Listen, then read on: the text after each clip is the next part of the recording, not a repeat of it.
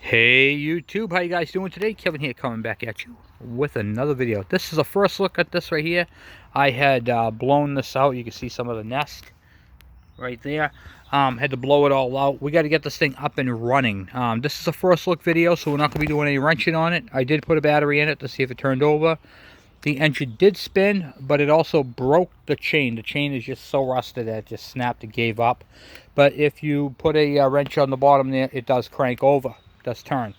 So we gotta do that. We gotta free up all the linkage, all that type of stuff. Get all that done. Everything lubricated, adjusted, and gone through. So this is a 1950s Gravely, and thing's a beast, guys.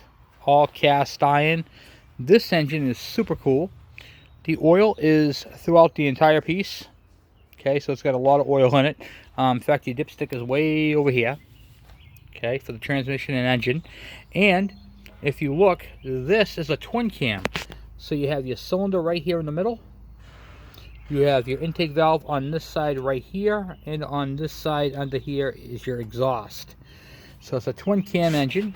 Has a shaft that comes off the engine right here, off one of the cams. So you got a cam here, and there's a cam right there, and it comes off of here, turns this, and this turns the magneto. So in this magneto housing is your points and your ignition coil all in one, and it makes its own generation. So pretty neat. I wanted to show you guys that. So let's just take a quick peek around it. So we got to do an oil change to it. It's got a high pressure oil system. I just wanted to give you guys a sneak peek on this one, you know. Thought it was pretty cool. I'm actually going to be doing two first look videos in one here today. Okay? And you can see how this Gravely is. Literally, it's all there. So, it needs a little bit of love. But that's why he brought it to me. So this belongs to a friend of mine here in town. And this thing has been sitting for 10 years on his property. So, he used it a long time ago. And then it sat for 10 years. And he's got all the books and all the manuals and everything else for this, so it should be a walk in the park. But I wanted to show it to you guys off anyway. Pretty neat, huh? Let's just see, we got an oil pressure gauge. Oil pressure gauge, it's got the dipstick.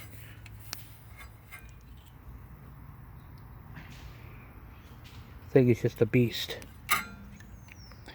And there's your breather right there. So, just something to look at, the tank. I put some fuel in it, see if it was leaking. It's not. It is nice and clean inside there. I mean, this thing is just a beast. So we're going to be doing some work to that. Hopefully do a first start on it and go right through the whole thing. So not bad. And then for the other first look, I will show you this one. So I had sold a pedal bike with an engine on it. I sold that bike that I had, and the gentleman who bought it had this bike.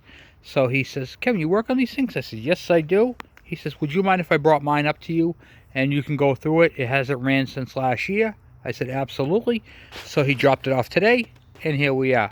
So some of the things that he needs done to it in attention, he needs to be tuned up and adjusted, of course. The fuel lines and filter. You see how the fuel lines are all cracked. It's leaking a little bit of fuel there.